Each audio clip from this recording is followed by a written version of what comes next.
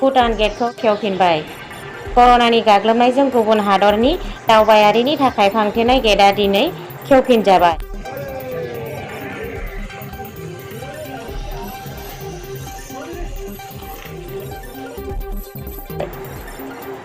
दिनै फुंबिलिनि 10 रिंगानिफ्राय फिन भुटान गेट बेखेवफिनजाबाय।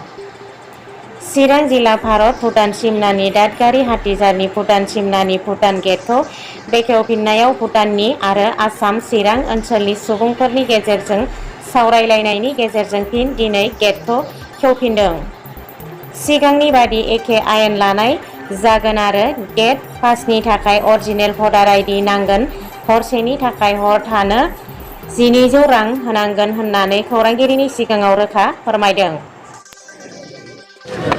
आप लोगों को कैसा लग रहा है? हम लोग को तो जैसे मन चीर के खुशी हुआ है। हम लोग को बहुत खुशी हुआ है क्योंकि वो जो बीमार के वजह से हम लोग आप लोग के नहीं मिल सका, तो बीमार के वजह से सब रुक गया। वो रिश्ता तो चल रहा था मगर इतना गहरा नहीं हो रहा था। तो हम लोग बहुत खुशी है कि आप रिश्ता पहले से भी गहरा होने वाला है क्योंकि हम लोग आप लोग को बहुत मिस किया।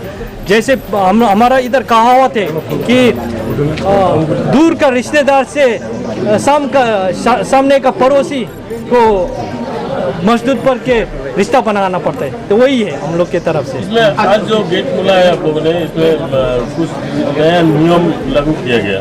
नियम पहले से था मगर वो पहले इतना इन्फोर्समेंट नहीं था, चालू नहीं हुआ। तो अभी तो बहुत इन्फोर्स हो रहा है क्योंकि जैसे हमने बताया अब आप लोग को भी पता होना चाहिए कि हम भी भारत में जाए तो भारत तो हमारे लिए एक फॉरेन जगह है। तो आप लोग की इधर आने के भूटान तो आप लोग के फॉरेन कंट्री है, तो जैसे आप लोग फॉरेन कंट्री में घुस आए उसी हिसाब से आप लोग को वो मन होना चाहिए।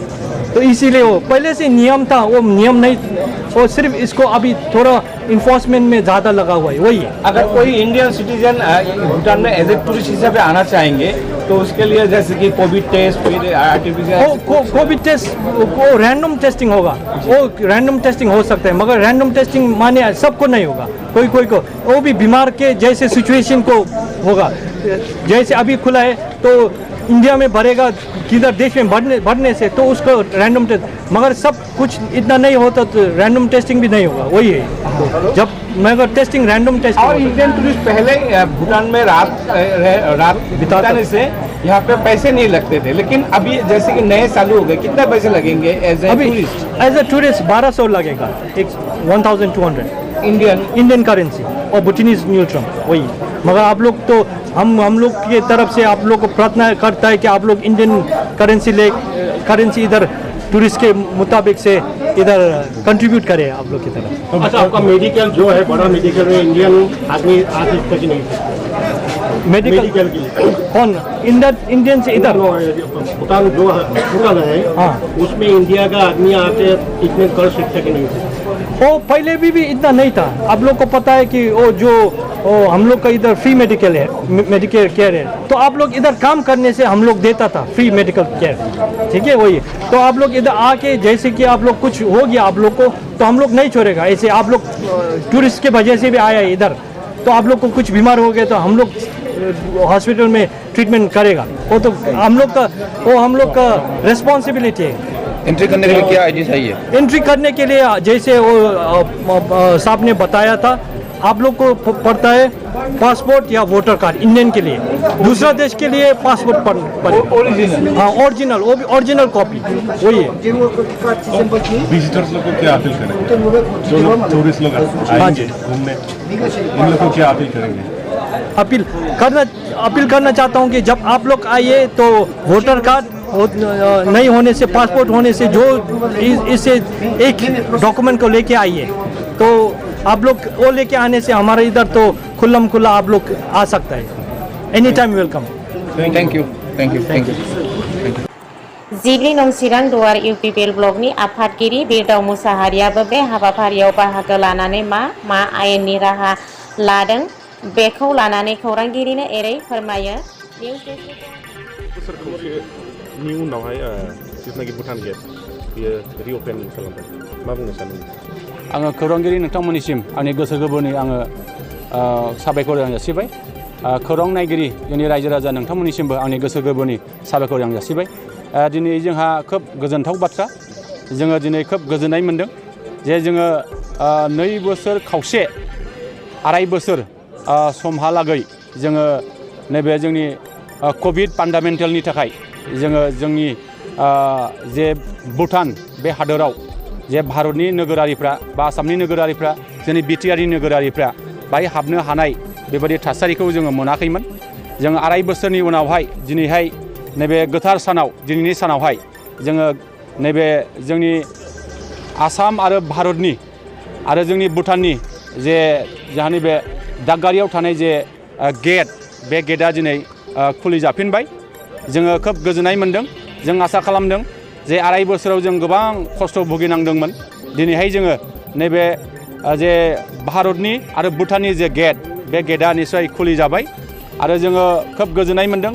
जों आसा खालामदों जाहाथे फैबाय थानाय समाव जोङो बे मोननै हादोरनि गेजेराव जोङो गोरोबलायनानै जोङो खामानि मावनो हायोबा निस्सय जोङो जोंनि मोननै हादोरनि जे गेजेराव जेरैबायदि जोङो खौसे बे खौसेखौ जों निस्सय दिन्थिनो हागोन बेखौ जों मिजिं खालामो। ओरैनो हाबनायनि थाखाय बिथांमोना मा नियम नितिफोर खालामनाय जादों मा गोदानफोर माबादों नामा? दिनैहाय जोङो नैबे बेखेवनाय हाबाफारिनि गेजेरजों जोंहा भुटाननि गोबां आलासिफोर गिदिर गिदिर अफिसारफोर बिथांमोना नुजाफैदों।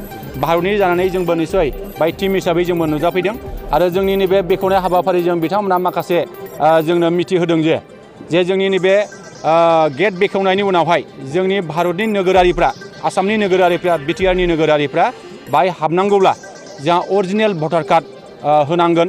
लोगोसे जोंहा पासपर्ट दङबा पासपर्टबो होनो हायो। जे गुबुन गुबुन डकुमेन्टस बिथांमोनहा निस्सय बिगोन दा बे डकुमेन्टसफोरखौ निस्सय जोङो होनांगोन। अब्लासो जोङो जोंनि नैबे भुटाननि सिङाव हाबनानै जोङो निस्सय बेरायनो हानाय जोङो मोनायाव हर थानो हानाय बेखिनि थासारिखौ जोङो मोननो हागोन।